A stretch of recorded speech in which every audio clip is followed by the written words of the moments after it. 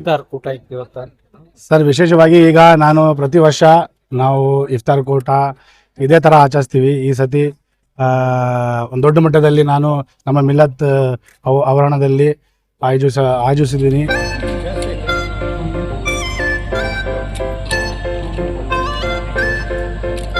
اللهم سبحانه اللهم ارزقنا رزقا حلالا واسعا اللهم اكفنا بحلالك عن حرامك واغننا بفضلك عمن سواك.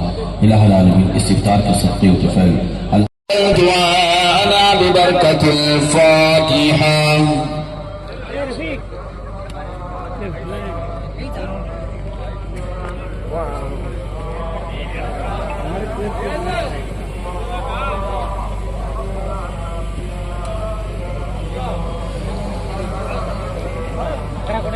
या अल्लाह या रहमान या रहीम या करीम या सत्तार या गफ्फार मालिक मौला.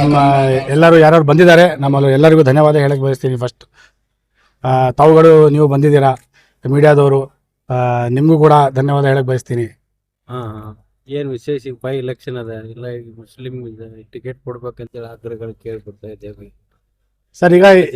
ಈಗ ಡೆಮೋಕ್ರಸಿಯಲ್ಲಿ ಯಾವ ಸಮಾಜ ಇರಲಿ ಅವ್ರಿಗೆ ಟಿಕೆಟ್ ಕೇಳಕ್ಕೆ ಹಕ್ಕಿದೆ.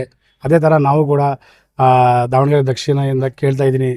ನಮ್ಮ ತಂದೆ ಕೂಡ ಸತತವಾಗ 30 ವರ್ಷದಿಂದ ಅವರು ಟಿಕೆಟ್ ಕೇಳ್ಕೊತ ಬಂದಿದ್ದಾರೆ. ನಾನು ಅದೇ ರೀತಿ ಇಲ್ಲಿ ದಕ್ಷಿಣ ಕ್ಷೇತ್ರದಿಂದ ಆಕಾಂಕ್ಷಿಯಾಗಿ ಟಿಕೆಟ್ ಕೇಳ್ತಾ ಇದ್ದೀನಿ. ಈಗ ನಮ್ಮ ಪಕ್ಷ ಮೇಲೆ ನನಗೆ ಪೂರ್ಣ ವಿಶ್ವಾಸ ಇದೆ. ಅವರು ನನ್ನ ಕೆಲಸ ನೋಡಿ ನನಗೆ ಅವಕಾಶ ಮಾಡಿಕೊಡ್ತಾರೆ ಅಂತ ನನಗೆ ಪೂರ್ಣ ವಿಶ್ವಾಸ ಇದೆ. ಪೊಸಿಷನ್ದಾಗ ಕಾಂಗ್ರೆಸ್ದಾಗ ಸರ್, ಈಗ ಪ್ರೆಸೆಂಟ್ ನಾನು ರಾಷ್ಟ್ರೀಯ ಯುವ ಕಾಂಗ್ರೆಸ್ ಕಾರ್ಯದರ್ಶಿ ಆಗಿದ್ದೀನಿ. ಸತತ 4 ವರ್ಷದಿಂದ ನಾನು ಕಾರ್ಯದರ್ಶಿಯಾಗಿ ಕೆಲಸ ಮಾಡಿದ್ದೀನಿ.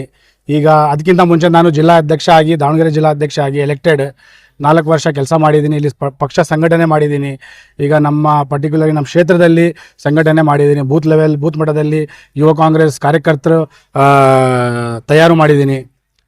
ಅದಕ್ಕಿಂತ ಜಾಸ್ತಿ ನಾನು 2023 ಇರ್ಬೋದು, 2018 ಇರ್ಬೋದು, 2019 ಪಾರ್ಲಿಮೆಂಟ್ ಎಲೆಕ್ಷನ್ ಇರ್ಬೋದು, 2014 ಪಾರ್ಲಿಮೆಂಟ್ ಎಲೆಕ್ಷನ್ ಇರ್ಬೋದು, ಎಲ್ಲ ಕಾರ್ಯಕರ್ತರಾಗಿ ನಮ್ಮ ಕ್ಷೇತ್ರದಲ್ಲಿ ಕೆಲಸ ಮಾಡ್ಕೊತ ಬಂದಿದ್ದೀನಿ. ಕೆಲವೊಂದಿಷ್ಟು ಜನ ಅಲ್ಪಸಂಖ್ಯಾತ ಮುಖಂಡರು ಸಿಎಂಗೆ ಮತ್ತು ಸರ್, ಇದು ಸಹಜ. ಪಾಲಿಟಿಕ್ಸಲ್ಲಿ ಎಲ್ಲರಿಗೂ ಹಕ್ಕಿದೆ. ಎಲ್ಲರೂ ಸಿ ಎಂ ಹತ್ರ ಹೋಗ್ತಾರೆ, ಡೆಪ್ಯೂಟಿ ಸಿ ಎಂ ಹತ್ರನೂ ಹೋಗ್ತಾರೆ, ಎಲ್ಲ ಲೀಡರ್ಸ್ ಹತ್ರ ಹೋಗ್ತಾರೆ.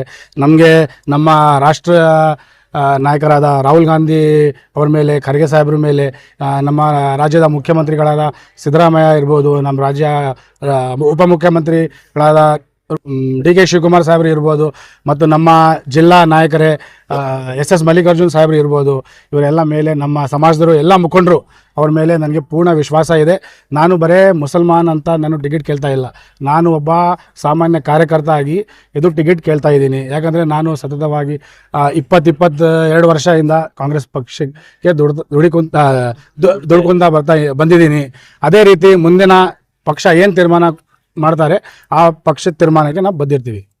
ಕೆಲವೊಂದಿಷ್ಟು ಜನ ಮನವಿ ಕೊಡಬೇಕಾದ್ರೆ ಸಿಎಂಗೆ ಅದು ಒಂದು ವಿಡಿಯೋ ವೈರಲ್ ಆಗಿದೆ. ಬಿಜೆಪಿ ಬೆಂಬಲಿತರು ಟಿಕೆಟ್ ಕೇಳ್ತಾ ಇದ್ದಾರೆ. ಹಾಗೆ ಸರ್, ಅದ್ರ ಬಗ್ಗೆ ನಾನು ಏನು ಟೀಕೆ ಮಾಡಲ್ಲ. ಯಾಕಂದರೆ ಅವರು ಬೇರೆ ಬೇರೆ ಥರ ಆಲೋಚನೆಗಳು ಮಾಡ್ತಾರೆ. ಈಗ ಸಹಜ, ಇದು ಪಾಲಿಟಿಕ್ಸಲ್ಲಿ ಏನೇನು ಬರ್ತಾ ಇರುತ್ತೆ. ನಾವು ಅದ್ರ ಬಗ್ಗೆ ನಾವು ಏನು ಮಾತಾಡಲ್ಲ. ನಾವು ಪಕ್ಷ ಸಿದ್ಧಾಂತ ಏನಿದೆ, ಪಕ್ಷ ಏನು ತೀರ್ಮಾನ ಮಾಡ್ತಾರೆ, ಪಕ್ಷ ಅದಕ್ಕೆ ನಾವು ಬದ್ದಿರ್ತೀವಿ.